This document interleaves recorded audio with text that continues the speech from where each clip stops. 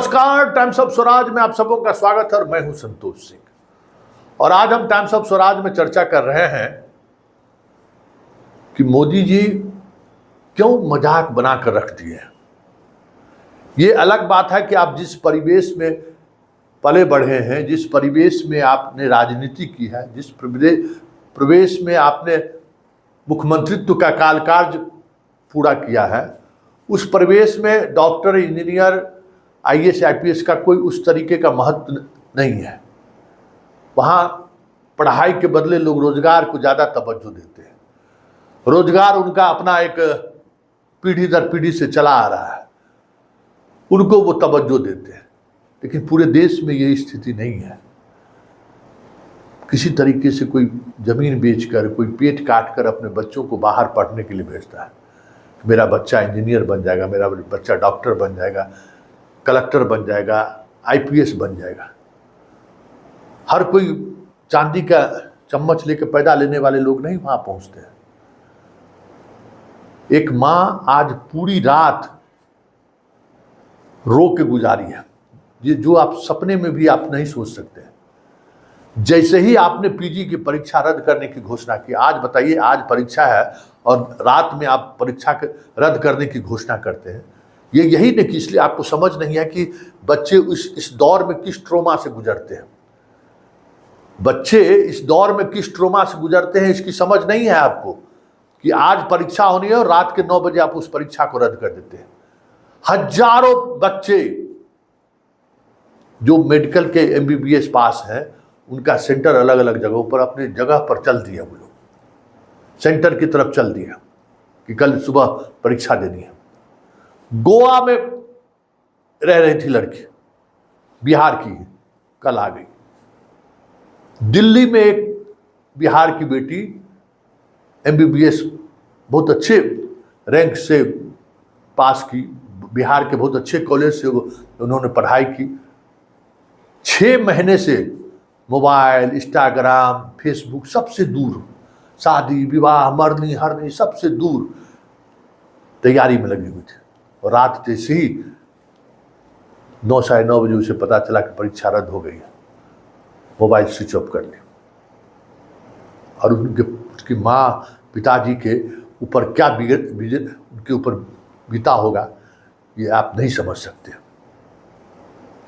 किस ट्रोमा में बच्चे और बच्चे का अभिभावक पिछले 12 घंटे से हैं, इसका अंदाजा शायद ना आपके धर्मेंद्र प्रधान को होगा ना आपको है, क्योंकि दोनों एक ही परिवेश से आए। लेकिन बड़ा सवाल यह है कि बच्चों को क्या क्या दूंगा। जिस मामले की आप सीबीआई की जांच का राज्य में रिकमेंड कर दिए हैं, कोई 1500 जो जिसको 720 नंबर आया है, जो उसको ग्रेस दिया, उसका आज परीक्षा लेने का क्या मतलब है। उस बच्चों के साथ भी आप खिलवाड़ कर रहे हैं। आज परीक्षा हो रही है ना, 1500 से ज़्यादा बच्चों को जिसको ग्रेस दिया गया उसको आप परीक्षा ले रहे हैं। जब और सीबीआई प्रश्न पत्र लीक हुआ है, ये बातें अब महाराष्ट्र में भी लोग पकड़े गए। आज महाराष्ट्र में भी लोग पकड़े गए ना। तो अब ये मसला सिर्फ बिहार और झारखंड और गोधरा और हिमाचल का नहीं रह गया है, हरियाणा का नहीं रह गया, अब महाराष्ट्र में भी पकड़ा गया है। आज ही सुबह वहाँ का एसटीएफ पकड़ा है। तो परीक्षा का रद्द होना तय है। आप नहीं रद्द कीजिए, ये अलग बात, आप अपने जिद पर अड़े रहिए। लेकिन इस 1500 बच्चों को काहे ट्रोमा में डाल रहे हैं, जब जिस परीक्षा का भविष्य ही अधर में है, जिस परीक्षा को लेकर कभी भी ये निर्णय आ सकता है कि ये परीक्षा रद्द कर दी जा रही है, तो इस 1500 बच्चे को काहे आप ट्रोमा में डालें। ये इसलिए ना प्रयोग कर रहे हैं कि आपको इस पढ़ाई का समझ नहीं है कि पढ़ाई भी कोई चीज़ है, इसकी समझदारी नहीं है। कभी इससे घर द्वार में लोग पढ़ने वाले बच्चे से आपको उस तरीके से, हाँ, परीक्षा पर ज्ञान बांटने अब जरूर चले आते हैं, बच्चों को टिप्स देने आते हैं। पता नहीं आप कितनी परीक्षाएं खुद दी होंगी, लेकिन ज्ञान बांटने आप चले आते हैं। तो जरा इन लोगों का आज रविवार है, ज्ञान बांट दीजिए ना। जिसका पीजी का कैंसिल कर दिया, उसके बच्चों के क्या किस मनोस्थिति से वो गुजर रहा है। सब लोग जहाँ सेंटर है वहाँ रात में पहुँच गया था, कल पहुँच गया वो लोग। कोई लोकल सेंटर सबको थोड़ी है, और आप कैंसिल कर दिए रात। सपना आया लगता है, जैसे नोटबंदी की तरह सपना आया क्या नोटबंदी की घोषणा कर दी। ठीक नीट परीक्षा में वही चीज हो रहा है, एकदम नोटबंदी की तरह। जिस परीक्षा के खिलाफ को लेकर कोई शिकायत नहीं था, यूजीसी का नेट जीआरएफ का उसको कैंसिल कर दिया, उसको सीबीआई जांच भी दे दी। अरे महानिदेशक तो प्रशासनिक पद है ना, और वो तो उसको काहे बंद कर दिए? बंद करते जोशी को तो मौका है एकदम, मतलब ये क्या है कार्रवाई, रोज नीट पर कार्रवाई हो रही है, खबर मीडिया में होनी चाहिए, देर रात हम जारी करें। ये समझ से परे है मोदी जी, और मोदी जी के भक्तों से भी मेरा आग्रह है, अरे भाई आप हाथ जोड़कर हम कहते हैं वोट दीजिए ना मोदी जी को। कहाँ हम कहते हैं कि वोट मत दीजिए, खूब दीजिए, ठोक के दीजिए। 400 सीट नहीं, 553 सीट, 43 सीट दे दीजिए। लेकिन वोट हो जाने के बाद जब मंत्रिमंडल का गठन हो गया तब तो सवाल कीजिए। ये जो 24 लाख के बच्चों का जो जीवन अधर में है, वो बच्चा कौन है इसमें? मोदी जी से वोट देने वाला नहीं है, नहीं देने वाले भी लोग, सब तरह के लोग होंगे।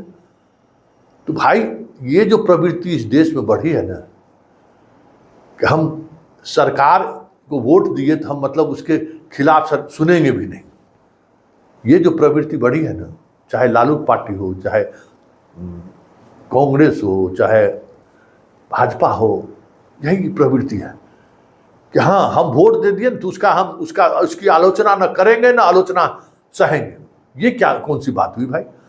वोट 5 साल में एक ही बार देते हैं ना जी, फिर 5 साल बाद देना, फिर वोट दे दीजिएगा। लेकिन 5 साल अपना पेट के समस्या है, भोजन का समस्या है, रोटी की समस्या है, वस्त्र का समस्या है, और सरकार अगर नहीं कर रही है तो सवाल नहीं कीजिएगा। एक परीक्षा भी सरकार सही से नहीं करा पा रही है, बताइए, तो सवाल नहीं कीजिएगा। हमें तो समझ में नहीं आता है कि इस देश का कैरेक्टर क्या है, इस देश का चरित्र क्या है, हमको समझ में नहीं आता है।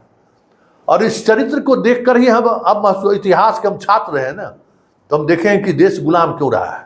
लेकिन उस गुलामी में कहीं देश के नागरिक का चरित्र का चित्रण कभी नहीं हुआ। राजाओं के बारे में लिखा गया, लेकिन देश के नागरिक के बारे में कहीं लिखा ही नहीं गया। तो अब मुझे महसूस हो रहा है कि देश इतने दिनों तक गुलाम क्यों रहा, कोई कैरेक्टर नहीं है।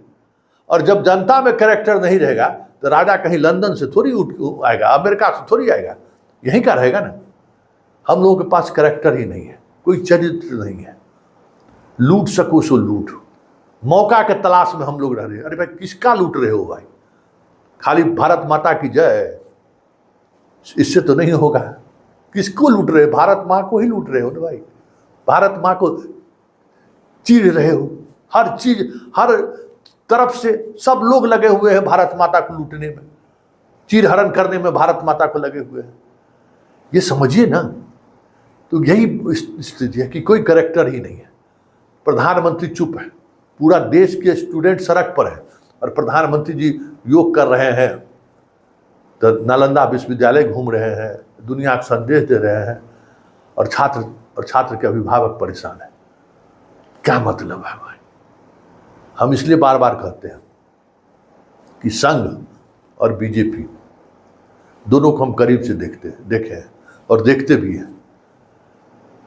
हमें लगता है कि जितने अयोग्य लोगों को जगह इन लोगों ने दिलाई है ना, आने वाले 25-30 साल में देश को लोग जहाँ वहाँ पहुँचा देगा जहाँ इस देश के हिंदू शासकों ने अय्यासी में, जुआ में, शराब में पहुंचा दिया है। पूरा ब्यूरोक्रेसी को ये लोग खोखला कर दिया है, पूरा एजुकेशन सिस्टम को खोखला कर दिया है। परेशान हो जाइएगा, ऐसे ऐसे लोगों को ये लोग वाइस चांसलर बनाते हैं, प्रोफेसर बना दिया है। जो दिल्ली यूनिवर्सिटी जो कुछ मजबूती के साथ खड़ा था, JNU, अब देखिएगा ना 5 साल बाद हम लोग रैंकिंग में कहाँ रहते हैं। कैसे कैसे लोगों को ये लोग प्रोफेसर बनाया, हर वाइस चांसलर बनाया, आप सोच नहीं सकते। बिहार का चंपा विश्वास याद है? चंपा विश्वास कांड जो हुआ था, एक IAS अधिकारी की पत्नी के साथ हुआ था, उस कांड से जुड़ा हुआ व्यक्ति आज कहाँ है? दिल्ली जाइएगा, जब पता चलेगा तब हैरान रह जाइएगा। वो भी संघ का हो गया आदमी, समझ गए, वह भाजपाई हो गया, और देश के सबसे बड़ा इंस्टीट्यूट में वो बहुत बड़े पद पर है, कहने की जरूरत नहीं। तो ऐसे ऐसे लोगों को ये लोग आगे बढ़ाते हैं। जोशी का हाल देख रहे हैं ना, 30 वर्षों से जो है जोशी खाली आयोग के चेयरमैन और सब कुछ बन रहा है। तो क्या होगा इस देश का?